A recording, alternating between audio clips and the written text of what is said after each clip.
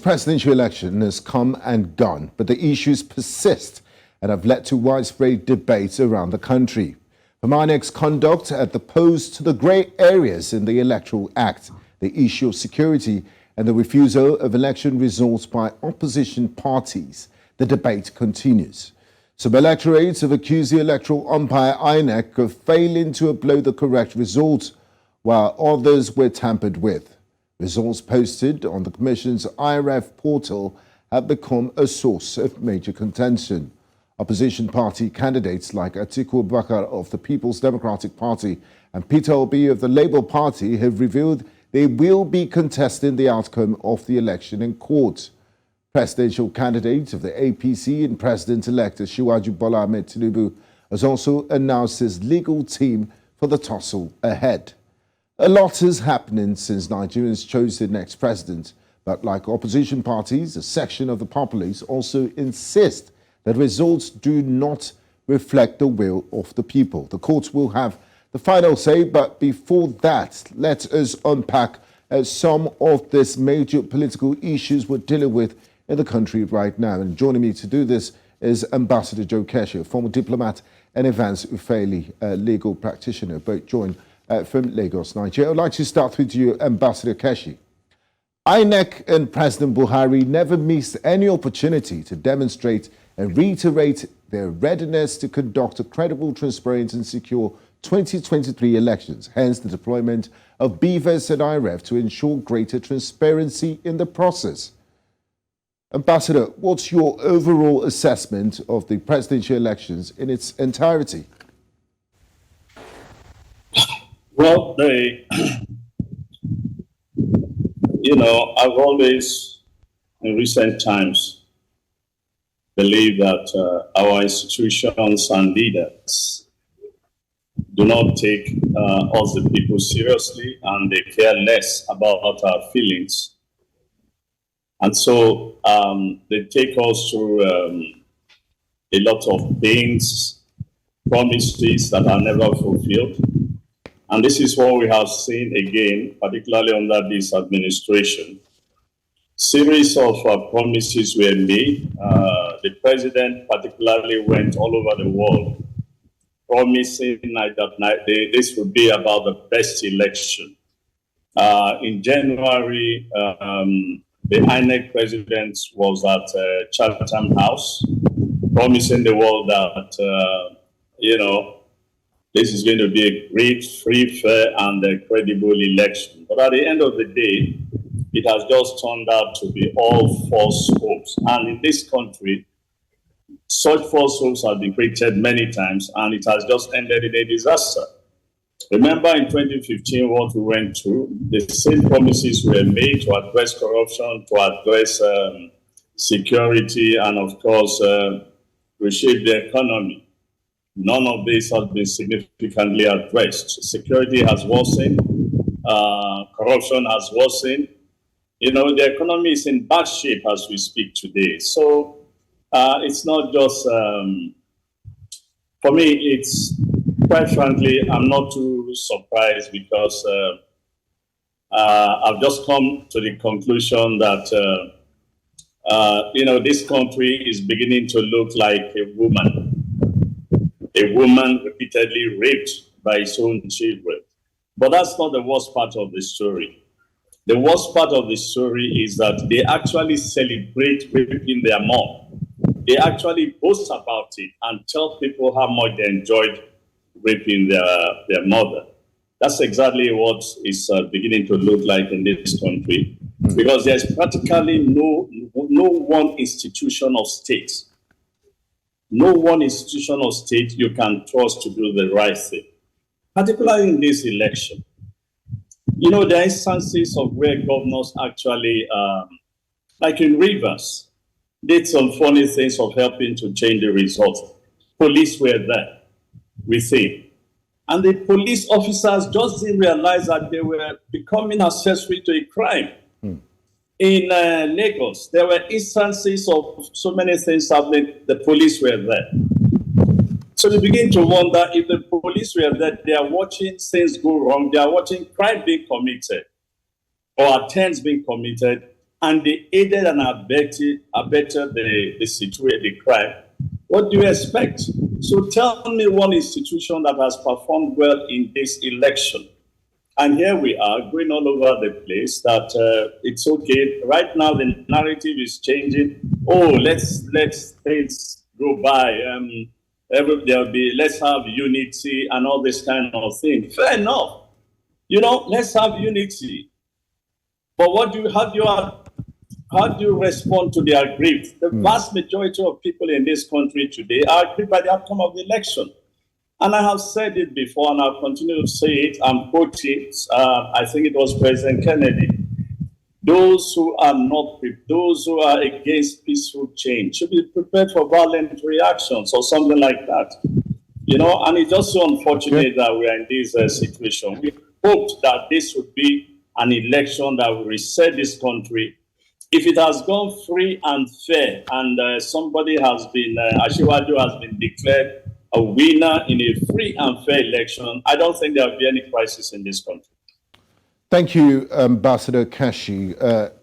Barrister Ufeli, quite damning verdict from Ambassador Keshi there. Now, Chatham House stated that from its analysis of the February 25th poll, that the electoral umpire, INEC, failed to adhere to its own guidelines, which it enunciated before the poll, especially the one bordering on the uploading of results in real time.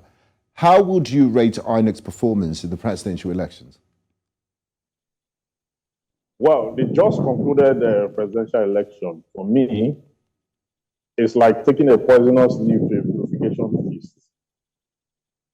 There have been a whole lot of outcry as to the objective fidelity of the election, that the election must be one that will stand in between the gap of the many wrongs of the past, and that this election is going to correct and right the wrongs accumulatively enhanced in our polity up until now.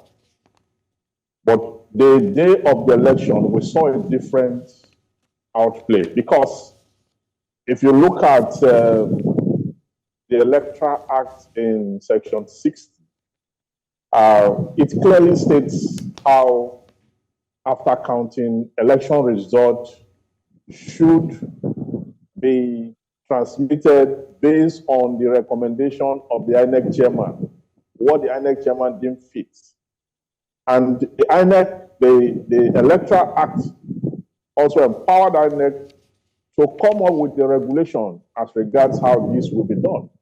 In that regulation, in section 30 of that regulation, article 30 of that regulation, it clearly states that after counting of the vote in each polling unit, the result will be transmitted via the beavers to the INEC server. Okay?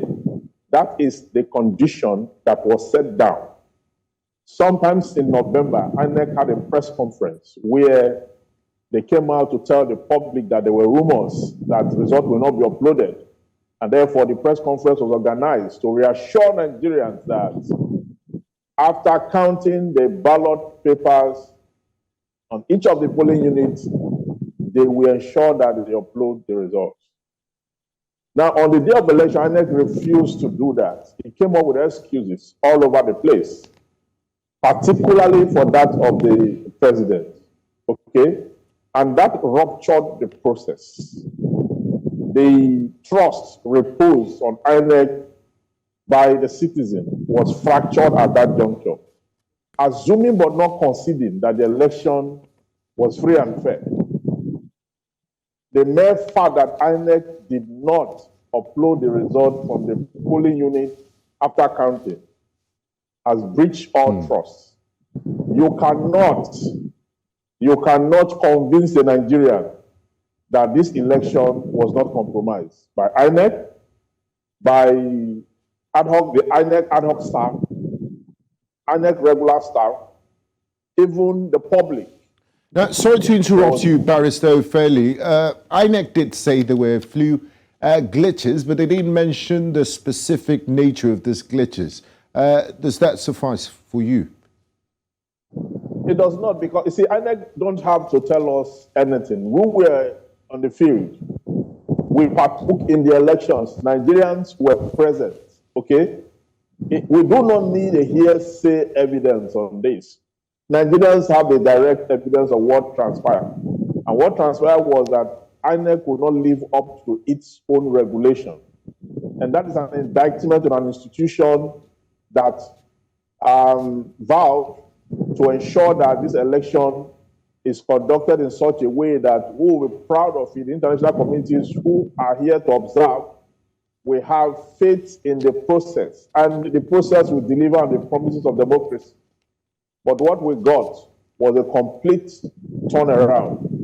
The politicians have used the forces of darkness and the forces of cheats and wickedness to ensure that INEC lose its grip along the line, and they were unable to put together an election. As far as I am concerned, and in the eyes of the law, when you set standards and rules and regulations, that these are the ways you are going to conduct the process. The moment you set aside those regulations and set aside the rules and begin to concoct unknown rules, it means that there was no election in the first place. So for those who are calling for a cancellation of the process, they have a right to do so, except that what INEC have given Nigerians is something that no one can hold on to. The party that claimed to have won the election cannot beat their hand in the chest effectively and with pride that Nigerians actually voted for them. Who are the people who voted for them? Is it the people who are out there on the day the result was announced? Is it the people who were angry? How many persons can come out and say that we voted for this presidential candidate and therefore as a result of our collective vote, they clinch victory? If you look at some part of the north, you find out that some states had the same result with other states. Bauchi and one other state had the same results. If you look at videos, you see how even the police force, who are supposed to maintain law and order, compromised their duty, and people were buying votes, and there was a lot of violence in so many polling units orchestrated by a politician. So the process was completely ruptured, and the INEC lost it. Okay. I think while we do a post-mortem, we should always remember the fact that once laws are not obeyed, because law is the highest reasoning embedded by nature, which forbids what should be done and forbids the contrary. Once it is set aside, then you cannot have any kind of fidelity. Thank you, Barrister Ufeli. Now, Ambassador Keshi, speaking earlier, you did pass your verdict on INEC, and also Barrister Ufeli seems to echo the same sentiments about security, logistical challenges, and its overall performance. Now, there's been litigation and complaints in so many quarters about the conduct of the presidential elections. Are you satisfied with how the Independent National Electoral Commission, INEC, has addressed the concerns raised by both opposition parties and international observers regarding transparency and fairness in the election process?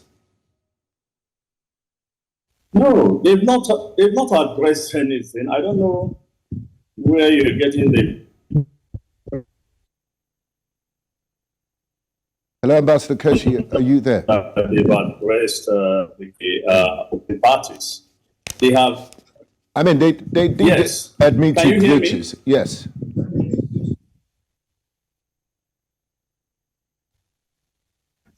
No, that's in the concerns of the parties. Look, maybe you are not aware that INEC was told by leaders of the observers groups to tally a while, to delay announcing the results and to investigate some of the allegations that were coming in early enough. On another channel, I myself appealed to INEC to say, there's no need to rush the results. Take your time, investigate the allegations coming in, You have a whole institution called the DSS. You have the police. You can actually use them. In any case, police also were getting have copies of the result. You could call the police to bring in the results you have and use that to cross-check what you are receiving from the field that everybody was complaining about. For whatever reason, the INEC chairman decided on its own to go ahead and hurriedly announce it, and which is so unfortunate. So they really not addressed anything to tell us that there were logistics problems, there were this problem, there were that problem. Was not it's not addressing the issues. INEC has actually not addressed the real issues. It has not addressed any. It has just given excuses for its failure. So let's not say that INEC has addressed the issues. No, INEC has not addressed the issues. It has only given excuses. In fact, it has affirmed that it failed. Listen, we had 3 good years or 4 years to prepare for this election, for goodness sake. And look at how it ended up. This gentleman went all over the world. The president did the same thing, promising free, fair, and credible election. And today, virtually nobody, except those who believe they won, but they cannot even come out and claim fairly that they won fairly. All they've been telling everybody, go to court, go to court, go to court. And you begin to wonder what else they have, what else they've done in preparation for going to court. Are we going to have another decision that is based on technicalities? Because they are not even doing the justices of the Supreme Court any favor by shouting, go to court, go to court. You are creating the impression that something has been taken care of. That's why you are so confident. As I said somewhere else, I read something written by a Nigerian that if you catch a thief stealing your things and you begin to complain and the thief says to you, go to the police, know that he has a brother in the police force, or the commissioner of police is his brother. And that's the situation we find ourselves today when everybody is going about shouting, go to court, go to court. What is in this court that you are so confident to tell everybody go to court? So INEC has not addressed the problem, and those who have won, rather than tone down their, and find a way to placate those who are aggrieved and come out with credible answers to the questions being raised, everybody is saying go to court. INEC chairman is saying go to court, but has confirmed his own, resounding failures. Thank you, Ambassador Keshi. Now, still talking on the theme of going to court, since the declaration of Asiwaju Tinubu as the president-elect of Nigeria on the 1st of March, the People's Democratic Party and the Labour Party have proceeded to court, seeking to be declared winners in the place of the APC.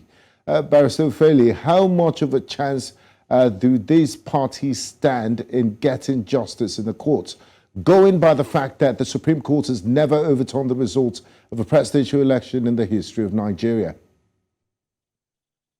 Yes, the parties so agree. We go to court with evidence of substantial non-compliance. 2 things you prove in election petition are: 1, you have to prove that there is substantial non-compliance with the Electoral Act. And 2, you have to also prove how the substantial non-compliance affected the outcome. I believe the legal team of both parties know exactly what the bars and the projections are, what the court is looking for. The court is aware that the election in Nigeria cannot be absolutely clean. That is why it is about substantial non-compliance and how the substantial non-compliance affect the results. So they will have to collect their evidence effectively and identify the areas where there were irregularities, and then prove with evidence how that there were not only irregularities, but that the irregularities so identified with evidence also affected the outcome of the process. Now, as to the fact that the Supreme Court has never upheld the presidential election in Nigeria, perhaps those who have been aggrieved in the past have not been able to convince the Supreme Court to that effect. But I believe, and I believe so strongly, that if a litigant, okay, just like we've had in so many elections, including governorship elections, where someone was actually declared winner, all of a sudden the court, turned it around from Rivers State to many states we have. I mean, that is actually the reason we have a lot of staggered elections in Nigeria. Okay, so if the litigants prove their case so well, and it is clear that truly there were a lot of irregularities, and the court will take a decision based on the extant law, the Constitution of Nigeria, and the Electoral Act. The Supreme Court will have no hassles whatsoever to upturn an election that has been proven to have concocted illegality. If you look at Celestino Meyer versus Amechi and INEC in Rivers State, Rotimi Amechi did not even contest the governorship election of that year. But because he won the primaries and was substituted, the Supreme Court said that it must do justice even if the heaven falls. And it went ahead and took a decision. Okay? Yes. That kind of decision can be taken at any time once the court has inferred that substantial injustice has occurred and there is non-compliance, and the non-compliance affected the outcome of the result. The court will move ahead. That will move the hand of the court, and that is what the law is. Thank you, Barrister Ufeli. Ambassador Keshi, congratulatory messages have been pouring in for President-elect Bola Ahmed Tinubu from world leaders, including the United States, United Kingdom Prime Minister Rishi Sunak, and Ukrainian President Volodymyr Zelensky, amongst others. Does this in any way serve as an endorsement of the process? Okay, I believe we have some issues with Ambassador Keshi's connection. We'll go on a quick break, and when we return, we'll continue this conversation on X-raying the just concluded presidential elections in Nigeria. Do stay with us. It's Politics HQ. You're welcome back to Politics Headquarters on New Central Television. We're discussing the just concluded presidential elections in Nigeria, and I still have with me Ambassador Joe Keshi and Barrister Evans Ufeli. Now, Ambassador Keshi, congratulatory messages have been pouring in for President-elect Bola Ahmed Tinubu from world leaders, including that of the United States, the United Kingdom Prime Minister Rishi Sunak, and Ukrainian President Volodymyr Zelensky, amongst others. Does this in any way serve as an endorsement or legitimize the process? Not at all. You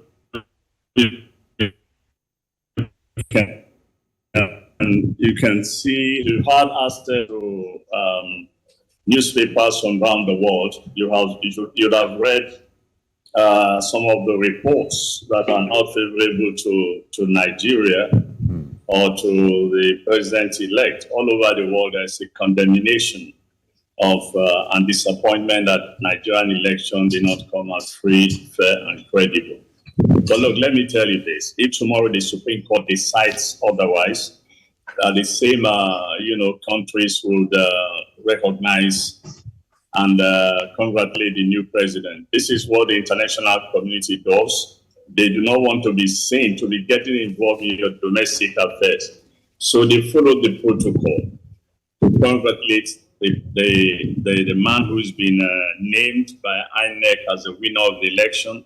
If tomorrow the Supreme Court decides otherwise, be rest assured that they would also send a congratulatory message to, wherever the Supreme Court says won the election. Thank you, Ambassador Keshi. Now, Barrister Ufeli, just before we stepped into the studio a few hours ago, the Court of Appeal did make a pronouncement on cases before it. INEC did go to the court to say, look, we need permission to reconfigure the Beavers machines before Saturday, the March 11th gubernatorial elections. And also the opposition Labour Party and the PDP went to court to say, look, we need to examine evidence. Could you interpret the decisions of the Court of Appeal today give us a layman understanding of what decision was taken by the court? Yeah, the thing about evidence is that there are rules that govern evidence in our courts. Now, when evidence are procured, they must come to the court, or they must be tendered to the court in their original, latent, and patent form. Okay? So when you begin to make an application to ask the court that has already made an order to vary its order, in order for you to take the beaver's machine and reconfigure it, it means you are asking the court to suspend its order, grant you your request to obtain already established evidence and get them painted by virtue of your reconfiguration. You see, the parties who lost apply to inspect, not to take permanently the beavers. They got an order of court to inspect. Inspection will mean that you need to open the floodgates for them to look at the beavers. Give them that opportunity to look at the beaver before you come back to reconfigure whatever you have to reconfigure. They must have the evidence firsthand.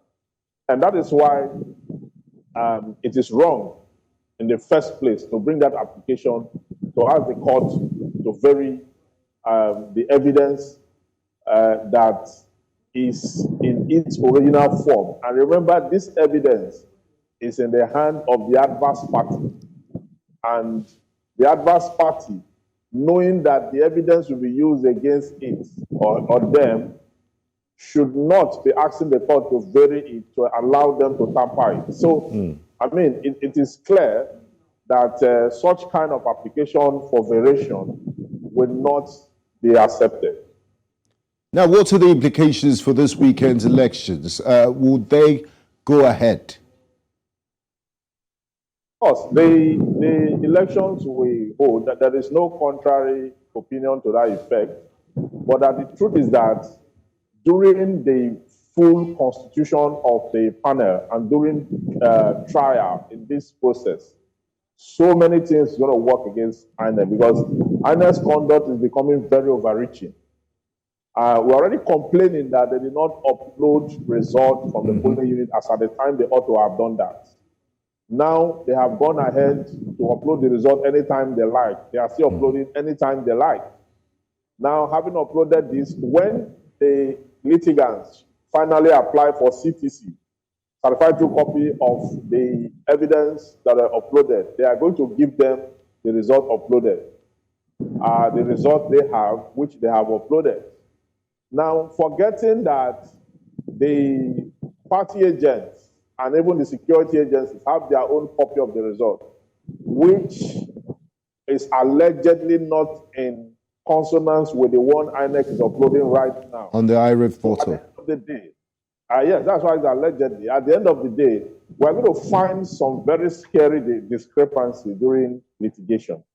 And the Supreme Court will look at the laws and interpret accordingly in cases where you have such kind of divergent evidence. In the same case, what would be, we cannot preempt the court, but the court will do justice with the rules of evidence that we have, and then the court will make its pronouncement accordingly. Thank you, Barrister Ufeli. Now, Ambassador Keshi, still looking at our assessment of the general elections. The general turnout of voters for the 2023 presidential election was 25.7%, and the lowest since 1999. The elections, let's not forget, took place against the backdrop of the twin disruptions of cash scarcity and fuel scarcity. Was this a contributory factor to the level of voter turnout that we witnessed on Saturday? And are you expecting an improvement during the gubernatorial elections? I'm not too sure. I'm not too sure that the cash policy and the fuel issue affected the election that seriously. What I think happened was that there were voter suppression, vote suppression. Mm-hmm. Number two, INEC officials' own behavior coming late to some polling units. People waited for a long time and then decided to leave. There were other instances in which some rascals, and their agents came along and disrupted the polling stations, and then people left. I mean, all this contributed to the low turnout. Look, this is one election in which there was such enthusiasm all over the country. And when you have 10 or 15 more, about 10 million or so new voters registering, and all we could gather was, and the winner got 8 or 9 million.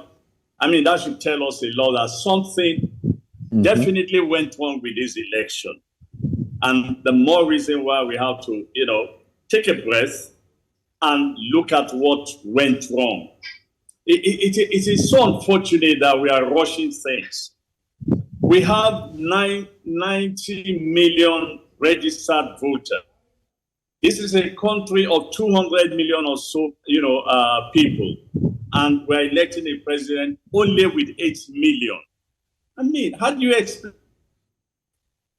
So voters were enthusiastic.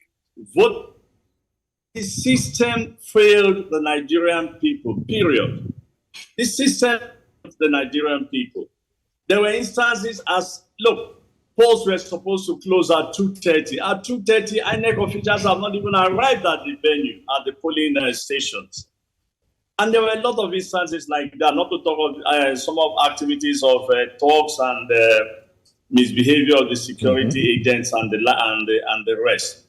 So that affected the number you are saying. And quite honestly, it's so sad if even those who are celebrating victory can have no conscience to say that this is not right. 200 million people, 900 million voters, and 8 million elected the president. So what happened to the rest? That's a big question we should be asking ourselves. Interesting food for thought there. Barrister Ufeli, now back to some legal issues. This present debate among legal pundits as to whether a presidential candidate must score 25%, at least 25% of all the votes cast in the Federal Capital Territory, Abuja, aside from the other two conditions precedent to be declared winner of an election. What's your position on this? Well, the Constitution in Section 134, laid the procedure upon which a person or a candidate can become a president of Nigeria. First, he must score the highest vote. Second, he must score 25% of 24 states. Okay? Now, including the FCT. That is the provision, how it's stated. Now, if you look at Section 299 of the Constitution, it's made it defines what the FCT is in the context of the Constitution. It gives the FCT context in terms of what the FCT is, in a manner of speaking in the eyes of the law. And it actually says that with respect to that, the FCT will be considered, will be considered as a state, in the circumstance.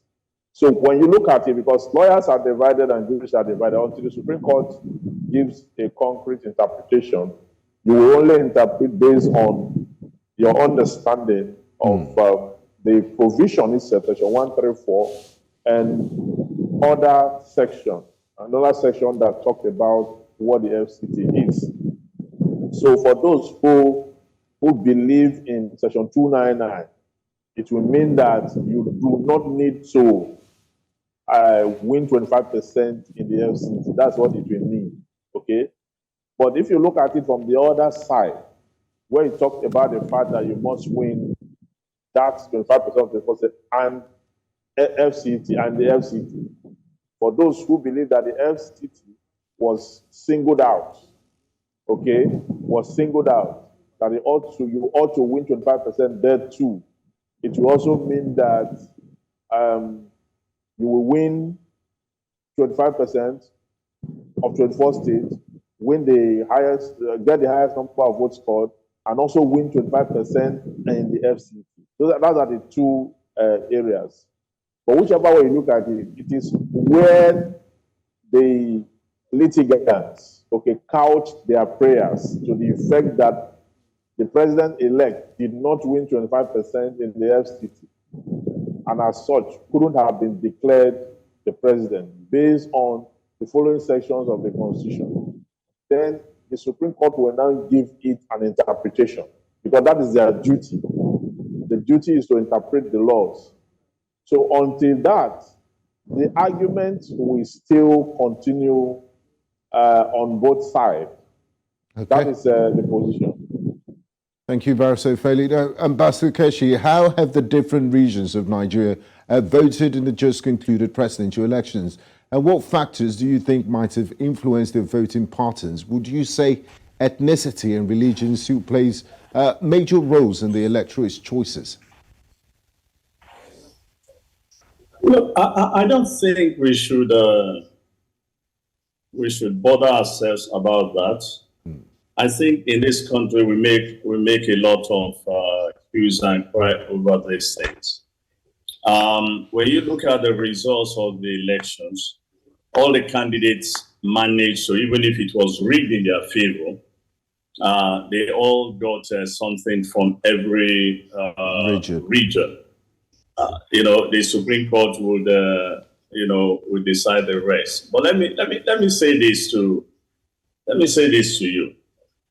95% or almost 97% of blacks in the United States voted for President Obama. Nobody called it racist, nobody called it tribal, nobody called it ethnic. Mm-hmm. If you get where I'm driving to. So let's begin to downplay these nomenclatures and look at the issues, Yes, Obi won Lagos, for example.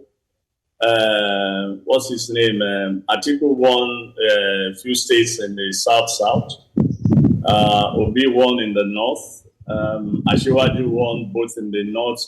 At least they gave him one or two states in the East, and he won the Southwest. So everybody got something from everywhere. True. It's not the best one we would expect, but let's stop, beating up ourselves unnecessarily over this whole issue of ethnic. And yes, they may have played a role, but the truth remains that, as I said to you, 95% of Black Americans voted for President Obama, and nobody today has said it was racist.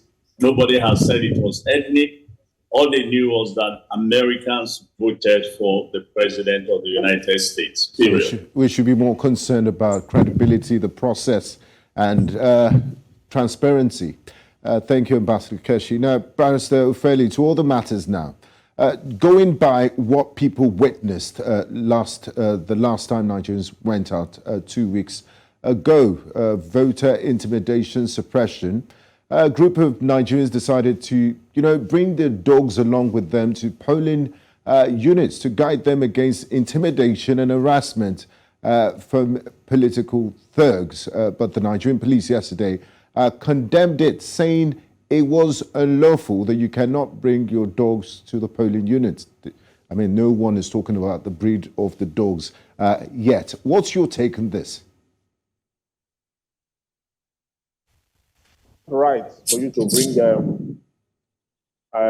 animals. I mean, dogs are wild animals. You don't take them to a public place for the purpose of protection. It is not the right thing.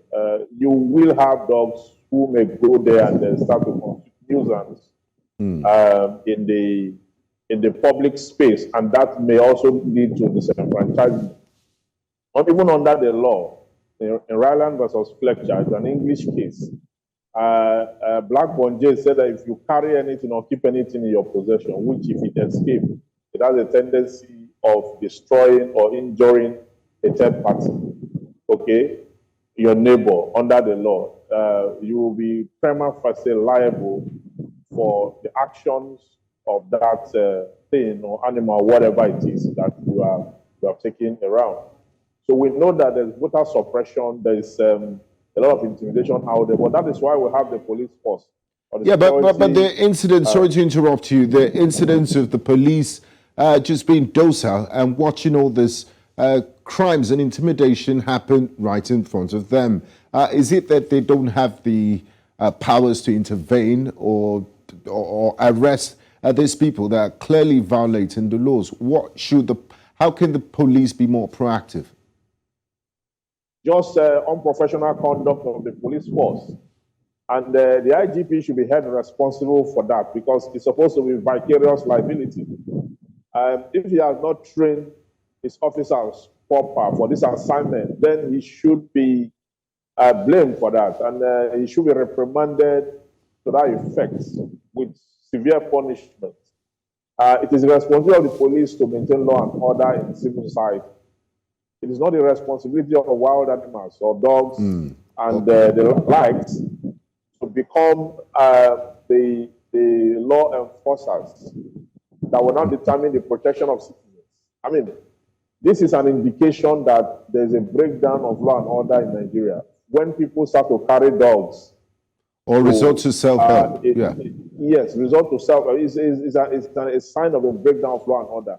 And I think that what the police have done is right to have made that pronouncement that this is not going to be allowed. But they should go more than that. If you are saying the people should not take animals or whatever that can protect them, if you are saying they should not do that, then you must be ready to protect them and you must be ready to be professional to your duty. It is just unfortunate that some of the policemen don't really understand the ethics of their profession by the way they conduct themselves sometimes. During the presidential election, we saw policemen who were just in the polling unit when there were crises. They couldn't even accept the bad boys. They couldn't do anything. They were just there. In some cases, they even joined forces with the enemies to disrupt the process and carry ballot boxes and all that.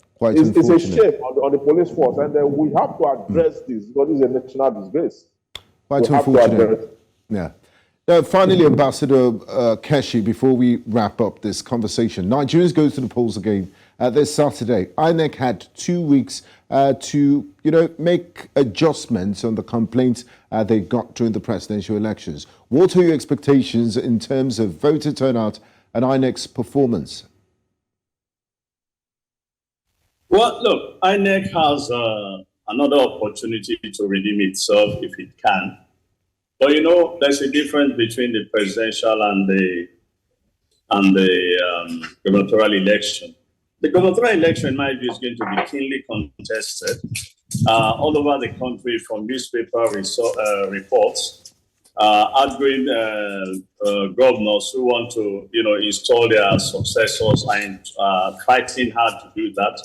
Opposition parties are doing the best they can to throw them out, all of them out. So you can expect that it's going to be an interesting result. Let's just hope that INEC do not mess up this swing process as it did in presidential, election.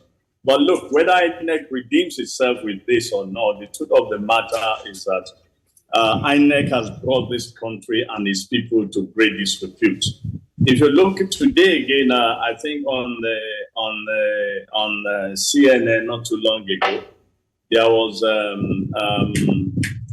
a report, and the report was not favorable to this country. You look at all the foreign newspapers in the last couple of 1 week, something that was supposed to create a new narrative and a reset, a rebirth of this country, has just thrown all of us into some, unfortunate state. So we hope that INEC would, for its own sake, actually get it right. But that will not mean that Nigerians will not remain disappointed with the way INEC messed up the presidential election. It's unfortunate. And I sincerely hope, the lawyer could tell us, I sincerely hope, look, let me tell you something, why this is happening in this country. It's because nobody pays for the crime it has submitted and it has committed.